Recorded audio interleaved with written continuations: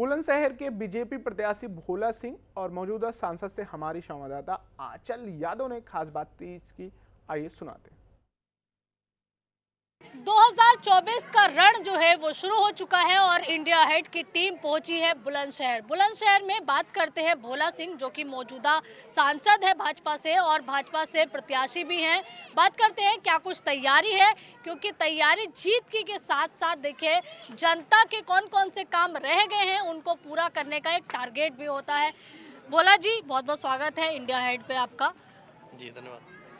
सबसे पहले तो आपको बधाई कि एक बार फिर से पार्टी ने आप पे भरोसा जताया है और आपको कैंडिडेट बनाया है। लेकिन बहुत सारे काम आपने किए हैं, लेकिन कुछ ऐसे काम भी रहते हैं जो अभी करने बाकी। कौन कौन से ऐसे काम हैं जो करना चाहते हैं? देखिए, बुलंदशहर में एक ऐतिहासिक काम जो पिछले 70 सालों में देश की आज़ादी से लेकर 63 साल कांग्रेस और यूपी के शासन में नहीं हुए, बहुत सारे काम इन 10 सालों में भारतीय जनता पार्टी की डबल इंजन की सरकार के द्वारा हुए। एक बहुत बड़ी मांग बुलंदशहर में अच्छे अस्पताल की थी, लेकिन अस्पताल की मांग के साथ साथ एक मेडिकल कॉलेज भी हमारी सरकार ने दिया है। माननीय प्रधानमंत्री जी स्वयं लोकार्पण करके गए 25 जनवरी को। अपने यहाँ के लोगों को पासपोर्ट ऑफिस की दिक्कत थी, पासपोर्ट ऑफिस खुला है, केंद्रीय विद्यालय डबसुट में हुआ है।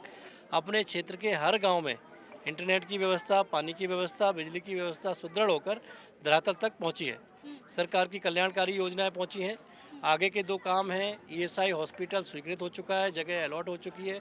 आने वाले 5 साल में वो भी बनकर तैयार हो जाएगा। 5 साल नहीं लगेंगे उसमें। इस बार जीत का टारगेट क्या तय किया है?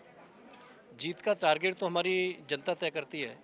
और 2014 में माननीय प्रधानमंत्री जी माँ वैष्णो देवी से सीधा बुलंदशहर आए थे उसी दिन। ये हमारा सौभाग्य है कि प्रधानमंत्री जी का बहुत ही स्नेह बुलंदशहर से है। आदरणीय बाबूजी की कर्म भूमि बुलंदशहर रही है। बाबूजी सांसद रहे यहाँ से, कल्याण सिंह जी।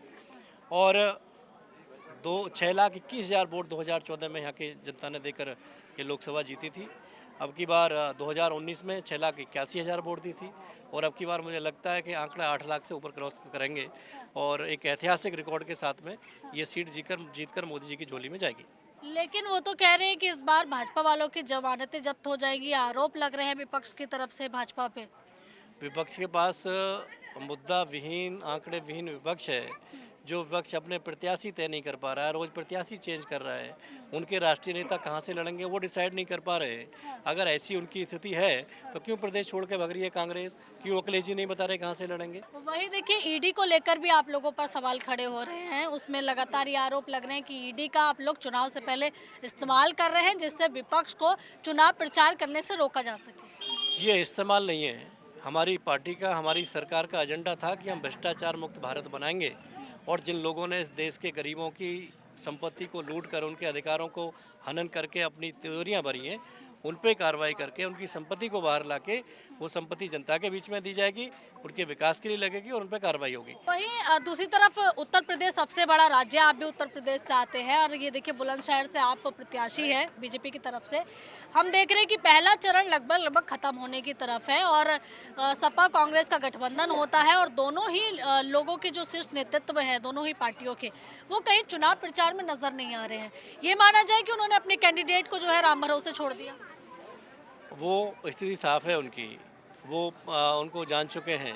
कभी चाचा को कहीं से उतारते हैं, फिर भतीजे को कहीं से उतारते हैं, फिर भाभी को कहीं से उतारते हैं, फिर उनको वापस करते हैं। उनकी पार्टी के नेता अपने राष्ट्रीय अध्यक्ष को चैलेंज कर रहे हैं, अखिलेश जी को, कि आप लड़िए, रामपुर आइए, यहाँ लड़िए। तो जानते क्यों नहीं? कहीं तो तय करें कहाँ लड़ना है। प्रियंका क्या नाम है, राहुल गांधी जी क्यों उत्तर प्रदेश में नहीं आए? क्यों केरल चले गए लड़ने के लिए? उनको भी लड़ना चाहिए था यहाँ से। प्रियंका जी को भी लड़ना चाहिए। सोनिया जी क्यों चली गई राज्यसभा? उनको भी लड़ना चाहिए था। अच्छा, सीएम केजरीवाल को हाई कोर्ट से जो है कहीं ना कहीं देखिए एक तगड़ा झटका लगा है।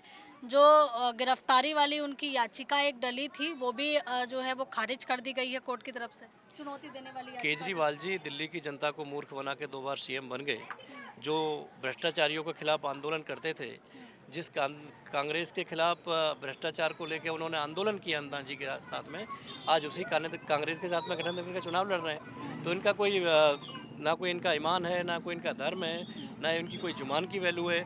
अपने बच्चों की ख़त्म खा जाते हैं, पब्लिकली कि मैं अब कांग्रेस के साथ नहीं जाऊंगा, फिर क्यों कांग्रेस के साथ हैं आज? और वहीं दूसरी तरफ पप्पू यादव बिहार से हैं, अब कह सकते हैं कि अकेले चुनाव लड़ने जा रहे हैं और ऐसे में एक आरोप भी उन्होंने लगाया है कि कांग्रेस के साथ में विलय करना मेरी सबसे बड़ी गलती थी। कुछ दिन पहले कह सकते हैं ना कि दिल्ली आए थे और कांग्रेस से देखिए उनका हाथ थाम लिया था कि चुनाव लड़ेंगे, सीट मिलेगी लड़ने के लिए, लेकिन उन्होंने गलती बताया इसको। पप्पू यादव जी पहले सांसद रहे हैं। इससे 2014 से 19 में निर्दलीय सांसद थे। उनकी पत्नी कांग्रेस की सांसद थी। आज वो राज्यसभा हैं कांग्रेस से। तो कांग्रेस में और उनमें दूरियां तो नहीं लगती हैं कि पत्नी कांग्रेस की सांसद है, वरिष्ठ नेता है और अभी राज्यसभा है, एक ही घर में रहते हैं। तो कैसा झगड़ा है ये समझ में नहीं आता है। मुझे लगता है पब्लिक को मूर्ख बनाने का काम कर रहे हैं पप्पू जी भी। पप्पू बना रहे हैं, मतलब दूसरे उनके साथ में मिलके जनता को कि पत्नी उनकी कांग्रेस की इतनी वरिष्ठ नेता, राज्यसभा सांसद, पहले कांग्रेस से सांसद, तो कैसी दूरी है? तो दूरी पहले भी नहीं लगती थी। कितनी सीटें इस बार मान रहे हैं? जो मोदी जी का संकल्प है 400 पार का, निश्चित ही 400 पार पूरी होंगी और उत्तर प्रदेश में 80 की 80 सीट भाजपा जीतेगी। 80 के 80 सांसद मोदी जी के साथ खड़े होंगे 2024 के प्रधानमंत्री बनाने के लिए। चलिए धन्यवाद। तो देखिए यहाँ आप बुलंदशहर से भाजपा प्रत्याशी भोला सिंह को सुन रहे थे। कैमरा पर्सन अजय के साथ आंचल यादव, इंडिया हेड, बुलंदशहर।